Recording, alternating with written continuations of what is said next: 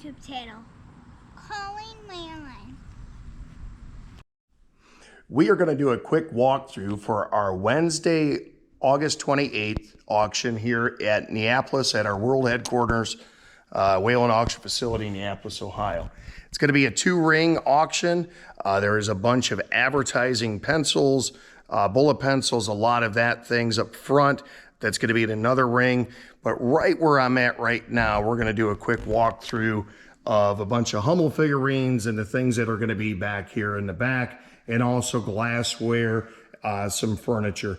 Not everything back here sells. Obviously, if you've been here before, the signs, that's all part of my personal collection. And then those lamps, they're going to be upcoming.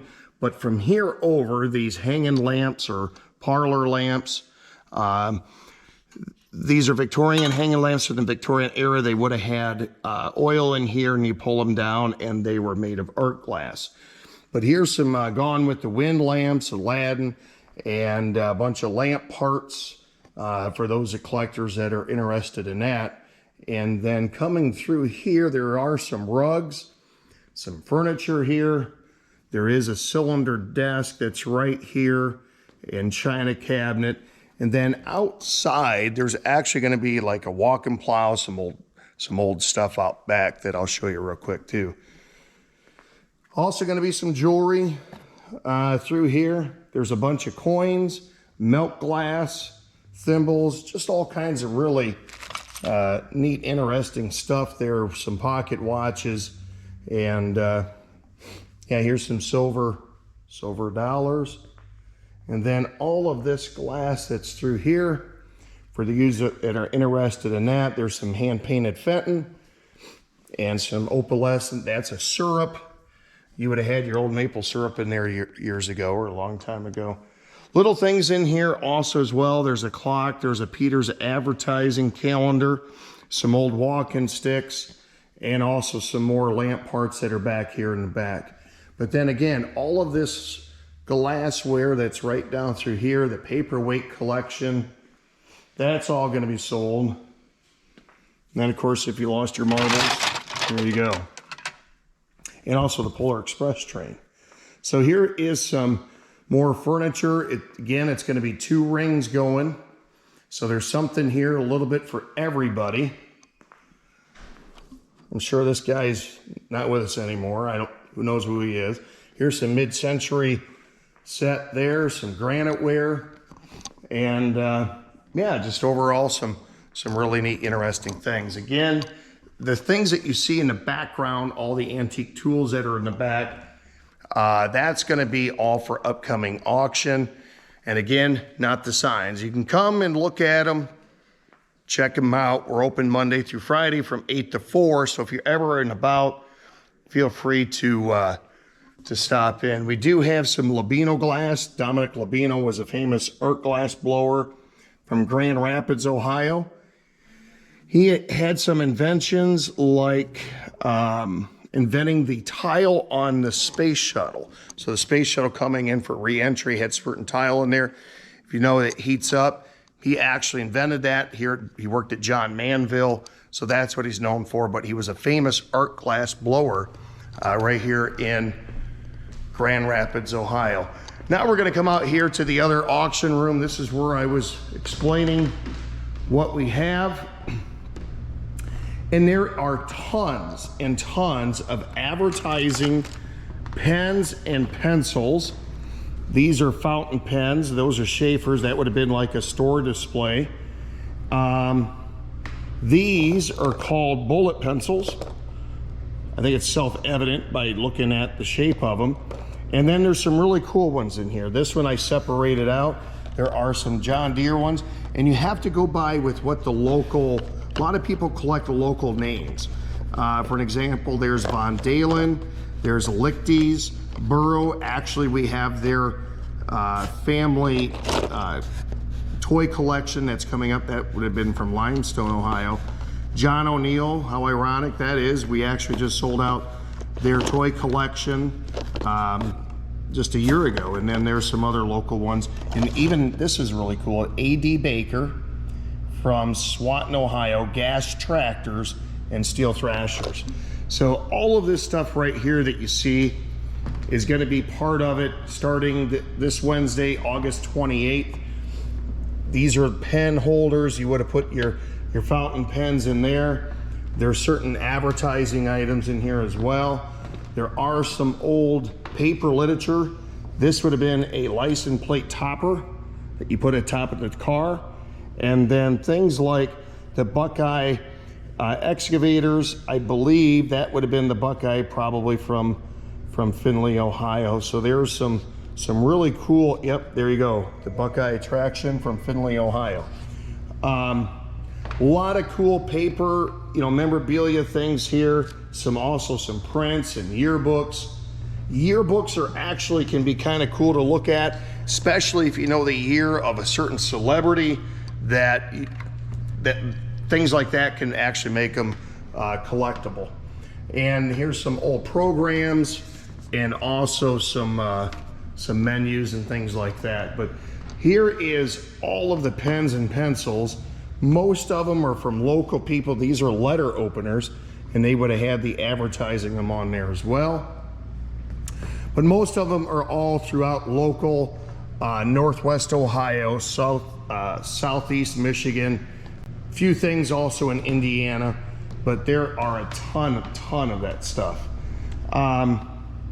Here are some, these are really early from the 1800s. That is some of the penmanship that you would have seen real early on. They're not Proctor, I think they're called chromographs.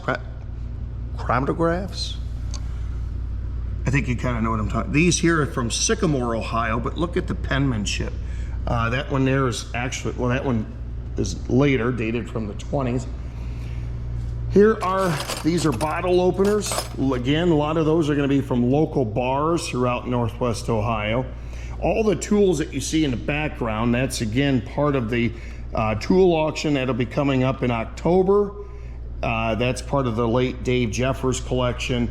But everything that you see here, these are the old tin type photographs. They're made of tin.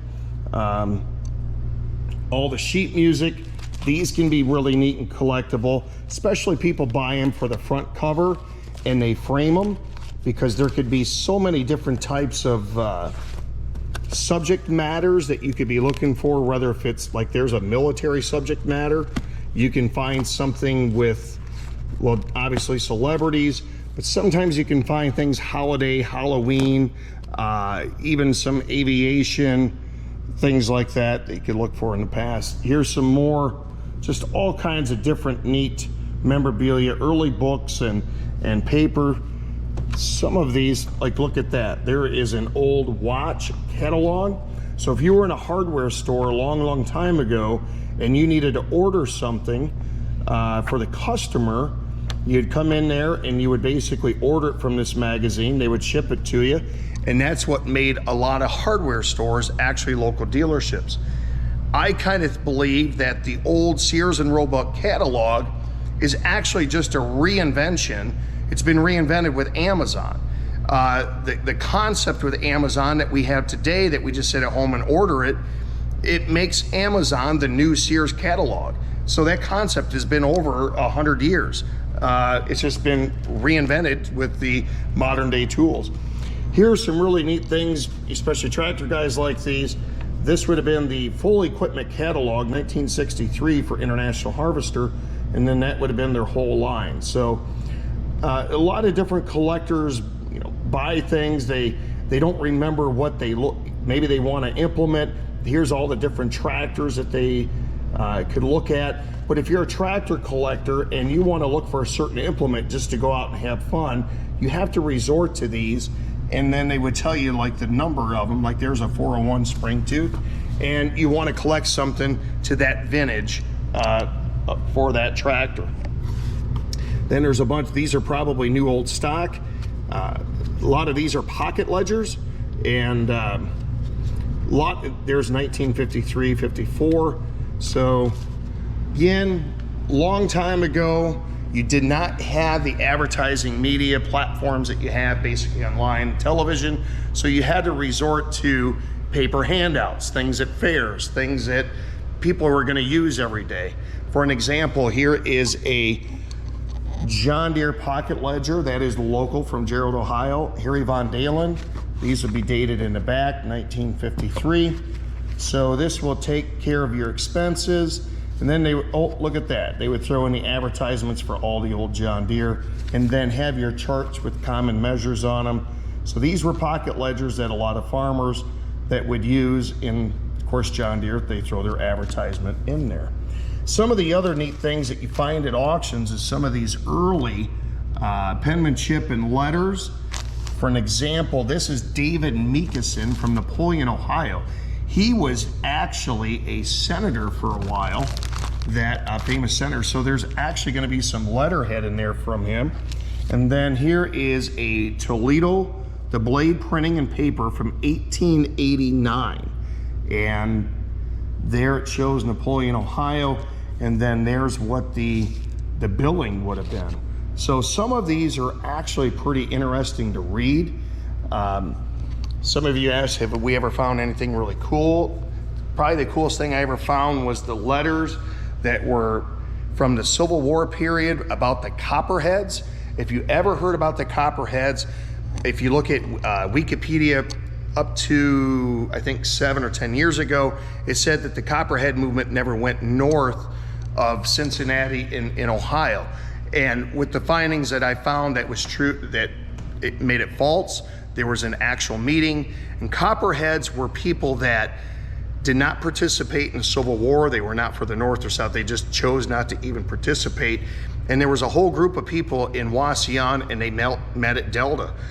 It talked about all their names, and some of them were actually even arrested, and they were being held at Johnson Island because you would have, in the North, you would have been considered a traitor. So an interesting read. Again, is Copperheads, and there was a short movie that came out, a little documentary about Copperheads. So at that time I spent a lot more history, but I never learned about Copperhead movement in school until we actually found those letters. And so they got in the hands of the Fulton County Historical Society. We had to sell them, but it was an interesting thing. So yeah, that's going to conclude of what we're going to have. Oh, we got one more spot.